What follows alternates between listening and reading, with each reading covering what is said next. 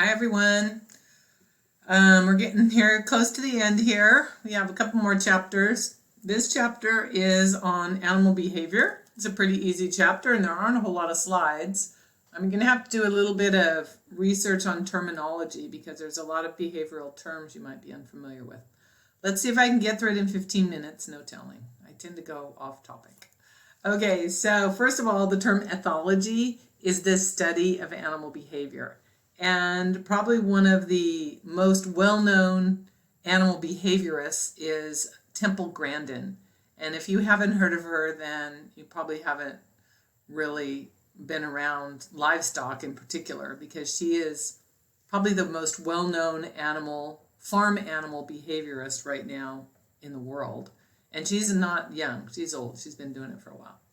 So let's talk about some different types of behavior. So there's instincts, or instinctive behavior, and these types of behavior are reflexes and behavioral patterns that are hardwired in the animal. They are present at birth.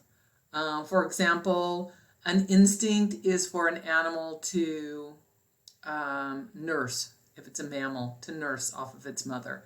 That is an instinctive behavior.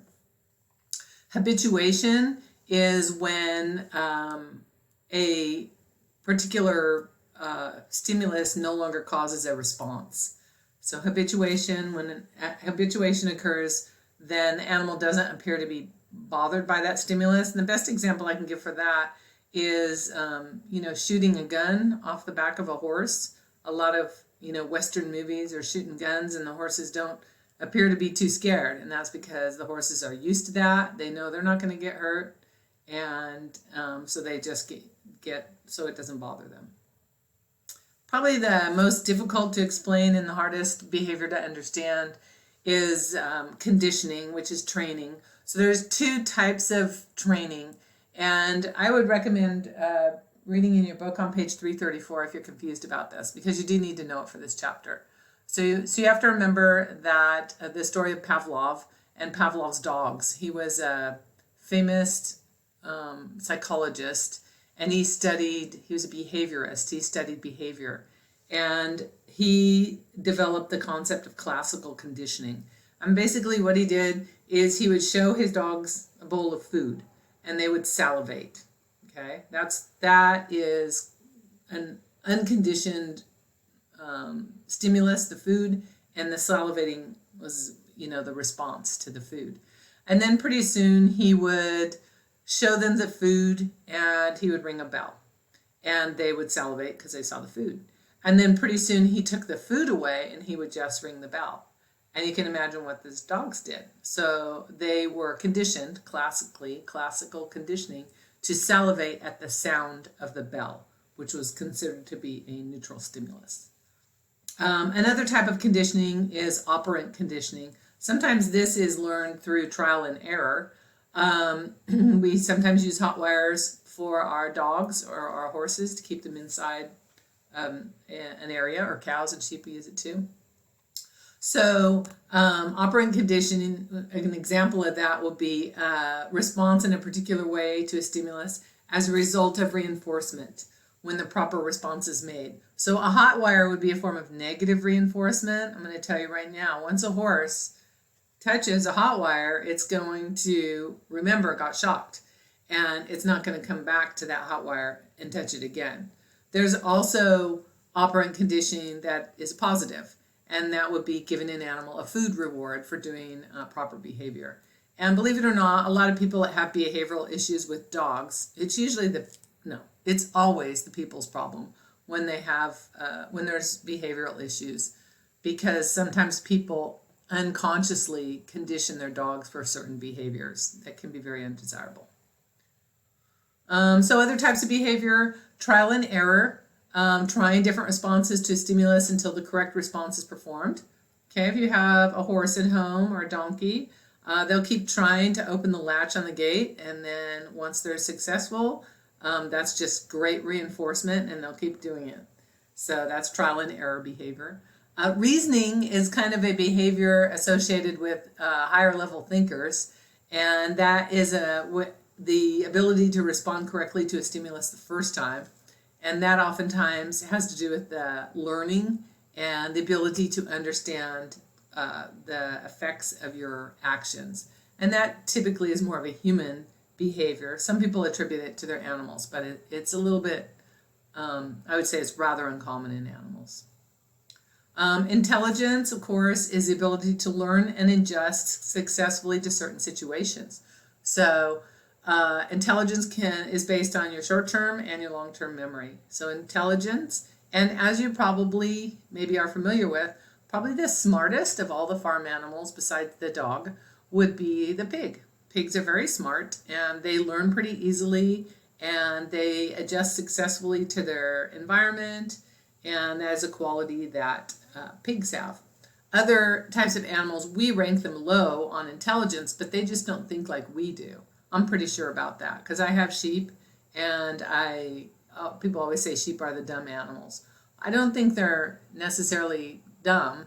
They have a very strong instinct of survival to stay together, gregarious behavior, and they don't think the same way that us humans and carnivores think. So intelligence is, I guess, measured differently depending on what you're looking at. Imprinting, I'm sure you've heard of this. Imprinting is a process where the helpless young bond to their caretaker. Sometimes their caretaker is their dam or their mother. A lot of times with ruminant animals like cattle, sheep, and goats, the birthing fluids, the amniotic fluids, the odors, the sounds the baby animal makes, that is how the female recognizes her babies. And she imprints, she recognizes them, and in turn they recognize her. In birds, the cues are very visual, and as maybe some of you are aware of, with birds, they will bond oftentimes to their caretaker if it's a human, especially with ducks and geese, and their imprinting makes them so that they want to follow their caretaker, their owner. Now there's a series of pictures that shows different behaviors. So this is a cute picture of a Brahma calf and a little girl. And basically it says animal behavior is heavily influenced by early interaction with humans. And that is very true. For animals to be calm, they have to have been exposed to animals at a young age, oftentimes. And that helps them anticipate humans' movements and the sound of their voices. If you take a calf that was born on the range and he's never been around humans, or his first exposure to humans was branding and castrating, he's going to have a whole different attitude than this little Brahma calf right here. So some patterns of behavior, which you're going to have to do some research on for this lab. There's sexual behavior, caregiving, care soliciting, agonistic, ingestive, eliminative, shelter seeking, investigative, and allomimetic. I'm going to go through the pictures now. If I have time left, I'll come back and talk to you about the behaviors. So here's a good picture of a heifer mounting another heifer. We know this behavior because that is a sign that the cow on the bottom is in heat, the cow jumping is coming in heat, and so that would be a form of sexual behavior. This behavior would be behavior associated with getting animals to move, so it's kind of like avoidance behavior. And it has to do with the position that you take when you're moving animals. And you have to remember that cows are not carnivores. They don't have the eyes in front of their head. They have their eyes kind of on the side of their head. So they can see along, that's for survival. So they can see their predators and they view you as a predator. So you have to realize that they don't see in quite the same way you do. And to get a cow or a goat or a sheep or any ruminant animal to move, you're not going to want to stand in front of it. You don't want behind it because they can't see very well right behind them. So you're going to move more towards their shoulder, and that's going to make them move forward. And this little paragraph talks about the animal behaviorist Temple Grandin that I mentioned earlier. Here's an example of a cattle chute, a very old cattle chute, kind of a common type. One of the things that we have learned through Temple Grandin and other animal behaviorists is when there is a lot of shadows, Cattle can't recognize that very well. Their depth perception is different than ours. So it's very hard for them to feel safe going in a chute, and so they balk. And then it takes time to get them in and out of the chute, or you have to use aggressive methods to get the cows in the chute. Whereas if you have a chute that is more appropriate to the way cattle see things, they're going to feel more comfortable moving through it. If you've taken the beef production class, or if you're going to, we don't have quite this fancy of a setup, but we have what's called a tub. And now today, most modern facilities, when you're going to work cows, maybe we're going to vaccinate them, treat them for pink eye, preg check. We want the sides to be solid. Cattle feel more safe and secure, and they will move through a chute when it has solid sides much more easily than if it's the old metal panels with a lot of shadows. So here's a picture of a little baby calf coming up to this little boy on the fence, and that is an example of investigative behavior, investigating curiosity, and that is definitely more prevalent in young animals rather than older animals. And that's my last slide. So let's go back to these forms of behavior, and I'll talk about them until I run out of time. We saw sexual behavior.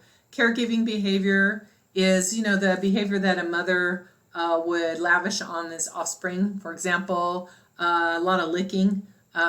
So they lick their babies to dry them when they're first born, but they also will lick their babies as part of just caregiving behavior. Care soliciting behavior is when animals ask to have care. I guess that's kind of a way to put it. Care soliciting behavior reminds me of when you see two horses with their heads together and they're scratching each other's withers. That's care soliciting behavior. Agonistic behavior is, I can't remember that one. I'm going to have to skip that one. You'll have to look it up. Ingestive behavior is eating behaviors. And, certain animals have different definite behaviors when they eat. Some animals are very aggressive when it comes to their ingestive behavior. They take more of their share of, space at the feed trough, and that can lead to, some animals being very thin and other animals being, pretty chubby. So I'm looking up, that's right, agonistic behavior. I should have looked at that before I started. That's the fight or flight instinct. So typically herbivores are flight animals. They run away from what scares them. And that is an instinct you have to be very aware of when you're handling horses or handling cattle, because they will go through a fence, they will go through a pen. Whereas with a dog, sometimes if they're cornered, you see the fight instinct, biting, growling, that type of behavior. Eliminative behavior is pooping behavior. The one that comes to mind there is horses again. Horses are territorial poopers a lot of times. So you'll see one corner they always choose to poop in. Dogs, as you know, a lot of you are vet tech majors, dogs have their eliminative behavior where they kind of mark their territory with urinating and pooping in various areas. Shelter-seeking behavior, when it gets cold, cows will seek areas that are out of the way of wind. Investigative behavior, you saw the little boy with curiosity, the little calf coming up to investigate, curious. And then allomimetic behavior is imitating behavior. So imitating behavior happens sometimes, it can happen, when you have animals that copy each other's behavior, and it could be because they're getting a reward. The most powerful reward for animals is food. It could be behavior where they have to learn to open up a feed trough, or like the gates that automatically open and close for pigs. It could be how to use an automatic water, but basically it's like a copycat behavior. I was going to try to see an example of that one. Let me see, it's my last one. It just says when you have cattle, a lot of times they will follow each other down the trail. That's basically copycat behavior. Sheep do that also. Okay, well, that was a short and sweet chapter. I'm all done, and hopefully you'll learn some new terms.